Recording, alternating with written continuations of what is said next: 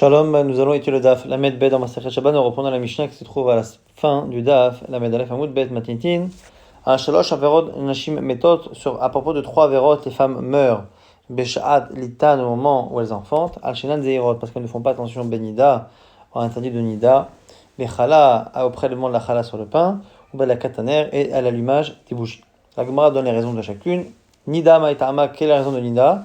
Marabe Yitzhak, Hikilkela Bechadre Bitna, parce qu'elle a fauté par rapport à son corps et à cette partie du corps où elle enfante, en ne respectant pas les interdits des relations pendant le man de Nida. Alors du coup, les fichar, tilake vechadre bidna, c'est pour ça qu'elle est frappée à cet endroit-là, à ce moment-là. La Gemara dit, ok, tinach nida, chalav ala kataner, maïka la mémar. Comment peux-tu transposer cela à la chala et au nerot? Alors la Gemara dit, ça, kede derash ou galilea, comme cette dracha qui a été fait par quelqu'un de Galilée, là-bas, un Galiléen, des Rav Chizda sur Rav Chizda, Marakadosh Baruch Hu, Reve'id Dan Atati Bachem Aliskedam Izarti Etrem. Je vous ai donné du sang dans le corps, et par rapport à ce sang que je vous ai donné, à ces neshama que je vous ai donné, j'ai dit de faire attention également à l'interdit qui est lié au sang, donc à l'interdit de Nida par rapport aux écoulements de sang. Reshit Karati Etrem, je vous ai appelé vouloir à Israël Reshit, les prémices de ma récolte. Alors du coup, à l'iskereshit, je vous ai aussi demandé de respecter Dalachot par rapport au prélèvement des prémices, ici, le début de la pâte du pain. Et ça s'appelle effectivement reshit, la chala. Neshama shinatati bachem, kroyaner, l'âme que j'ai mis en vous, s'appelle ner, comme on l'a vu il y a quelques jours, ner elokim nishmat adam. À l'iskereshit, alors je lui ai demandé de respecter une halacha par rapport aux bougies, et du coup, il m'a dit, si vous respectez, tant mieux, sinon, je vous l'enlève. La Gemara dit alors pourquoi, particulièrement au moment de l'accouchement. Amar Rava Ravano dit Nafal Torah Chadal et Sakina. Enfin, en tout cas, ici, Litan, on va dire que c'est pour l'instant la naissance, l'accouchement. Alors, Amar Rava Nafal Torah Chadal et Sakina. Il dit c'est comme l'expression que les gens disent quand on veut en général mettre à mort un animal, l'égorger. Eh bien, parfois, on n'a pas prévu de le faire tout de suite, mais quand on voit que l'animal se roule par terre et qu'il est déjà allongé et qu'il a le cou qui est tendu, eh bien, profite, sort le couteau, aiguise le couteau et égorge-le parce que ce sera plus facile de le faire maintenant que d'attraper le taureau et de l'attacher et de le retourner pour faire la shrita. Donc c'est ça l'idée, c'est que d'une certaine manière, elle se présente déjà dans une situation de sakana. Abayamart fils Tiro Amta Bechad Mechatra. Si une servante s'est mal comportée, eh bien en un seul coup elle pourra mourir. C'est une manière de dire là aussi que les fautes qui ont été accumulées dans le passé peuvent finalement lui causer du tort au moment de l'accouchement. Afriza Amar Shavke Lervaya Deminav Shenafil. Laisse l'homme sous tomber, il tombera de lui-même. Donc là aussi, c'est une manière de dire que l'accouchement est déjà un moment du danger. Et donc finalement, c'est pas qu'on l'a fait tomber, c'est qu'on ne l'aide pas à se relever. Parce qu'il y a d'avéro derrière. Maroukva Amar, Raya Chigra, encore une métaphore pour dire là-bas que celui qui s'occupe du troupeau, le berger, c'est comme s'il boitait. Et que du coup, le troupeau court et qu'il n'arrive pas à rattraper ses bêtes. Mais par contre, Abav Choutra Mile, Abedare Chouchbana. À la fin, quand on arrive à l'enclos, et bien finalement, les bêtes sont bloquées, elles ne peuvent plus s'échapper, et à ce moment-là, on fait le compte. Et donc, c'est une manière de dire que dans la vie de tous les jours, tant qu'il n'y a pas de danger, la personne peut fauter et peut éviter d'être punie. Et quand arrive par contre un moment de danger, comme ici l'accouchement, et bien c'est là que la personne finit par payer. Rav Papa Amar, Abav Chanuta, Nifiché Achem Rahame. À la porte du magasin, c'est-à-dire que quand la personne est en bonne situation financière, eh bien il a toujours des frères et des amis qui sont là, tout le monde est proche de lui. Par contre, Ava visionner, quand la situation se dégrade, à ce moment-là, il n'y a plus ni amis, ni frères. Donc c'est pour dire là aussi, encore une fois, que lorsque la situation se dégrade, c'est là que les problèmes s'accumulent. Là, maintenant, la Gemara pose la question pour les hommes, et quand est-ce que les hommes, eux, eh bien, on les teste et qu'on les juge par rapport à leurs fautes passées? Amar Eshlakish Besh'ashovrim à la Geshem. Eshlakish nous dit au moment où les gens passent au-dessus des ponts. Les ponts à l'époque étaient des endroits qui n'étaient pas très sûrs, et donc c'est un danger qui peut rappeler éventuellement des fautes passées. La Gemara s'est dit quoi? Geshem et Toulo, quand il n'y a que les ponts. La Gemara dit non, Emma qui a un gesha, parce que les ponts on peut les éviter, alors que l'accouchement normalement une femme ne peut pas l'éviter. On est tout ce qui ressemble à un pont, donc tout ce qui peut être un danger, les hommes à ce moment-là sont jugés. Rav lo avar b'mavra diatvebe goy. Rav ne passait pas sur un pont où il y avait un non-juif. Pourquoi? Shama il disait Dilma mifki le dina ale mitfasna bade. Dis-moi, je sais pas, ça se trouve lui, il a fait une faute et il doit mourir et j'ai pas envie de mourir avec lui. Par contre, Shmuel, c'était l'inverse. Shmuel lo avar et la b'mavra deid begoy. Lui au contraire, il ne passait que s'il y avait un goy. Pourquoi?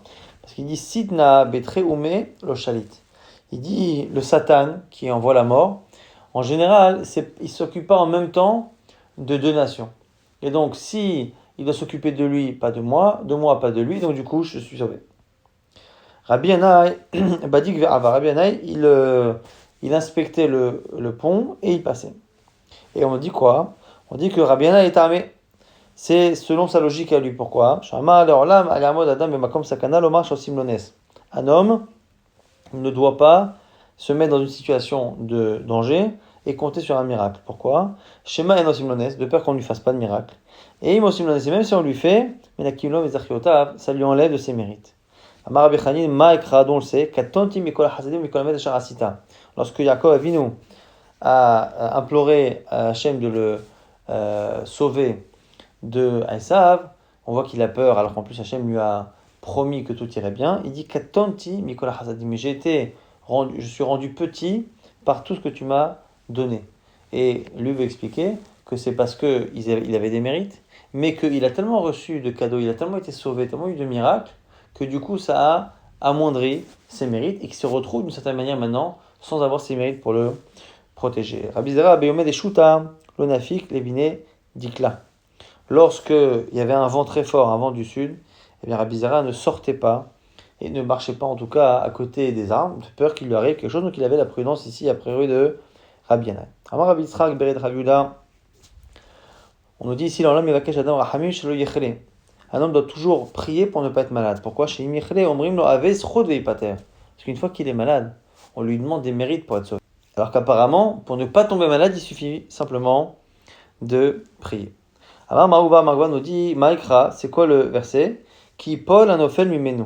Dans la Torah, on nous dit de construire un maaké, un parapet, pour éviter que les gens tombent des balcons et des fenêtres.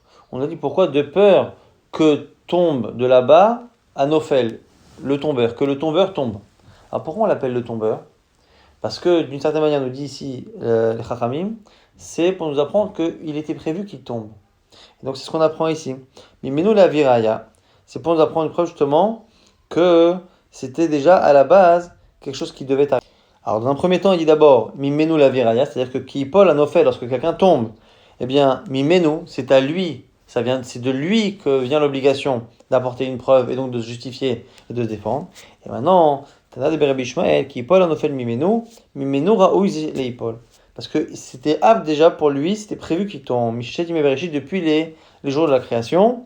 Sharelo Nafal, et pourtant il n'est pas tombé, à Katouf Krao Nofel. On l'appelle déjà Nofel, le tombeur, le tombé plutôt même, alors qu'il n'est pas encore tombé. Et là, Shem Galgelim, Zchut, Alid Zakai, Vechova, Alide, Chayav, et c'est que finalement, on trouve la situation pour finalement faire en sorte que ceux qui doivent être récompensés le soient et que ceux qui doivent être punis le soient également. Tanour Abanan, Mishechalav Natalamut, celui qui est malade et qui est pas loin de mourir, en brime on lui dit, Idvade, fais tchouva, avoue tes fautes. Chez Kol Amumatim, Midvadim, car même ceux qui sont mis à mort par le Vedin doivent faire tchouva.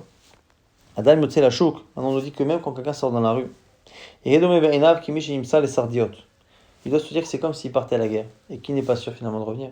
Chash Borosho vient qui a mal à la tête, et Redome Ve'inav, qui miche netnu bekola, qu'il doit penser que c'est comme s'il était enfermé, mis en prison, presque mis à mort. Allah lemita venafal, celui qui est alité à cause d'une maladie, et Edomé Ben qui miche alou les gardom, qu'il pense que c'est comme si on l'avait emmené dans un tribunal. À l'époque, il y avait en plus des peines de mort.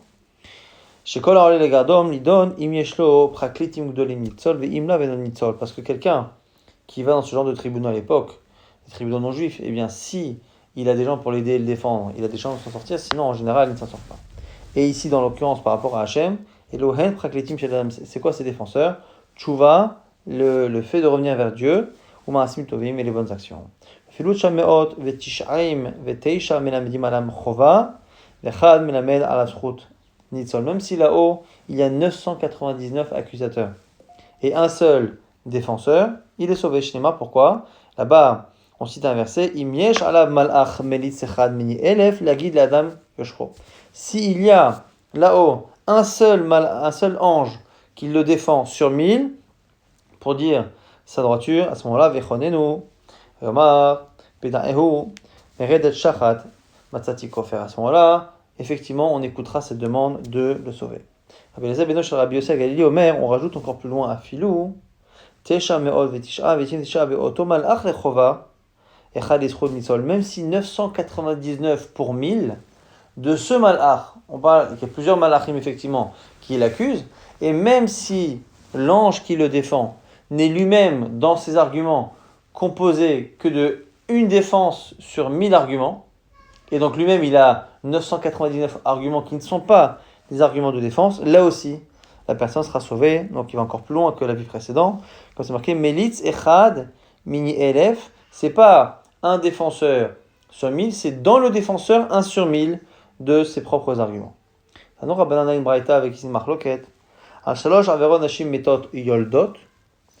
Le premier avis donc il dit que quand on parle ici de Sha'alitan, quand on parle de la mort des femmes, c'est quand elles sont yoldot, quand elles sont enfants.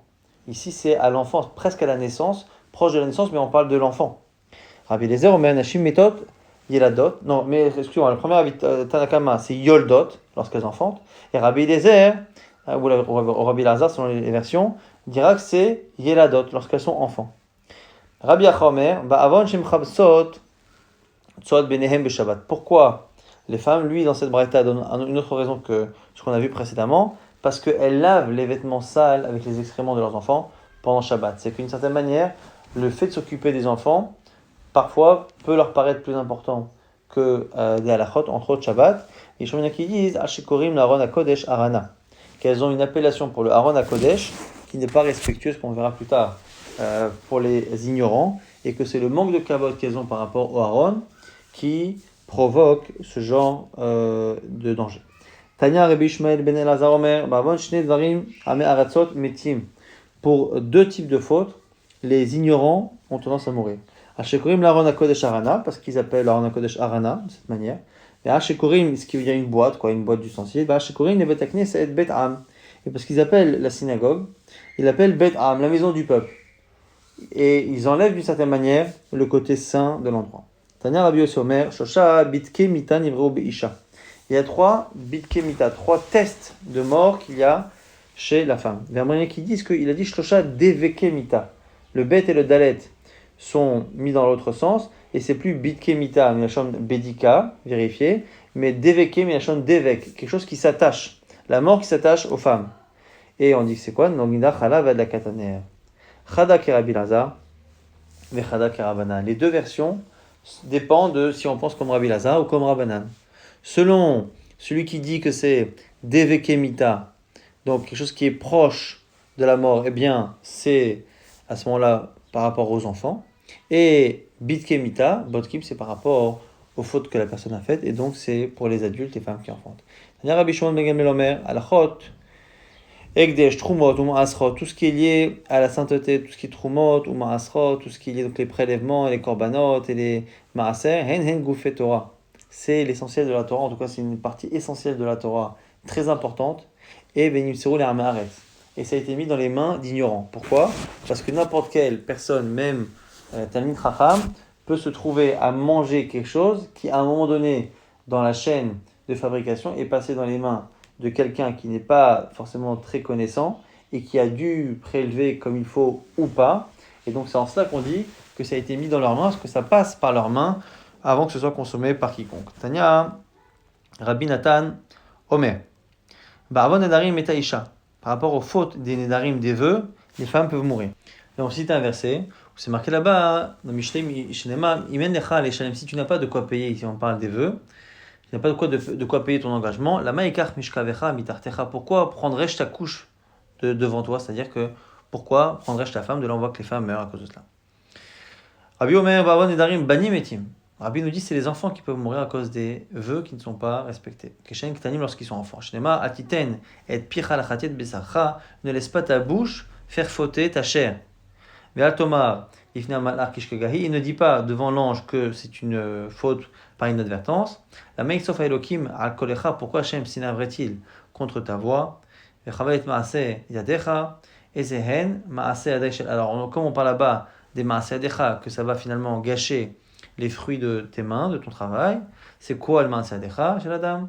C'est Eveomer benotav ou bonav chez la dame, ce sont les garçons et les filles d'un homme. Tanor Rabbanan not braïta, barvan nedarim banim metim.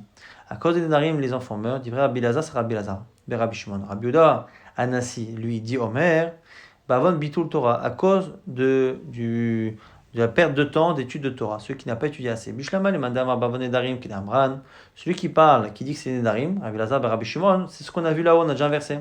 Là, le mandamar barvan bitul Torah maikra, selon celui qui dit que c'est bitul Torah, c'est quoi la source? Tirtiv, la shav ikitiet benechem.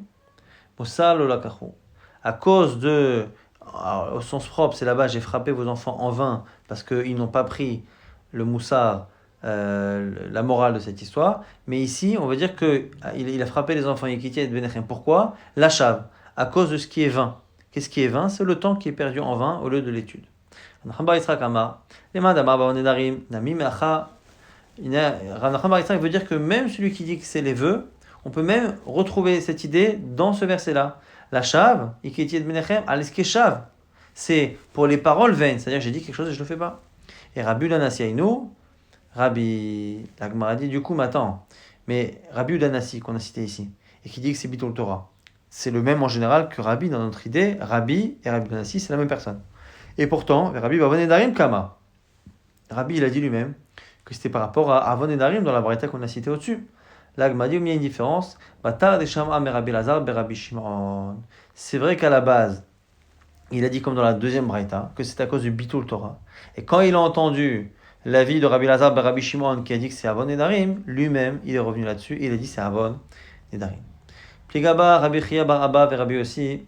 Il y a une marloquette ici entre Rabbi Chia bar Abba et Rabbi aussi. Chadama Bavon Mezouza, Chadama Bavon Bitul Torah. Un, il dit que c'est à cause de la Mezouza qui n'est pas respectée. Un qui dit à cause du Bitul Torah. Les Madama Bavon Mezouza. Mikra nidrash lefanav velo lefne fanav. Ulanama bavon bitul Torah, mikra nidrash lefanav velifne fanav. Ici, la marloquette, elle est liée à une manière de faire la dracha. Est-ce que, quand on est d'oresh ismuchim, de dire qu'il y a parfois deux halachot qui sont citées les unes après les autres dans la Torah, on peut dire que finalement, si tu ne respectes pas la première, eh bien tu auras le problème qui est marqué dans la suite. Donc cette dracha de sumchim, on le fait. Simplement, il y a une marloquette. Est-ce que on ne peut trouver la source d'un problème que dans le verset précédent, ou est-ce qu'on a le droit parfois de trouver la source, l'origine d'un problème cité dans la Torah, non pas dans le verset précédent, mais dans le verset qui précède le verset précédent. Donc deux versets plus haut, c'est ça la marloquette. Et c'est par rapport à la deuxième paracha du Kriyat Shema. Donc il y avait l'immatem otam, on parle là-bas d'études de la Torah. Après c'est marqué urtavtam al mezuzot betecha, et tu écriras les divrei Torah sur les mezuzot. Donc premièrement, on parle d'abord de l'étude de la Torah, après on parle des mezuzot, et après c'est marqué les ma'an yabouye mechem, de telle sorte à ce que vous viviez vous longtemps et vos enfants. Donc un dit que ça t'apprend que c'est grâce ou à cause de la mezouza que la vie d'un homme se prolonge ou pas, et l'autre dit non, on prend le verset qui a encore avant, velim matem otam, et c'est par rapport à l'étude de la Torah. Plig et Rabbi Meir Rabbi Yehuda, marloquet Rabbi Meir Rabbi Yehuda, Chadama bavon mezouza, Chadama bavon tzitzit. Un il dit c'est mezouza, l'autre il dit c'est tzitzit. Oui, Shamalem Madama bavon mezouza, qui dit urtatam zobetecha, urtibat cheleman yaboy mechem. Mezouza, on a vu, c'est la succession des deux versets de la fin de la paracha, de la seconde paracha du Shema. Et là, les Madama bavon tzitzit maïtama. Pour tzitzit, comment on trouve la source? En Maravkan veitema shila amari. Yestiv gam bechinafecha nimtseudam nefashot evyonim nekim. C'est dans un verset là-bas que même dans les coins de tes vêtements, on trouve le sang de jeunes personnes qui sont innocentes. Et donc c'est pour nous dire ici qu'il peut avoir justement la mort qui est causée à cause des tzitzit.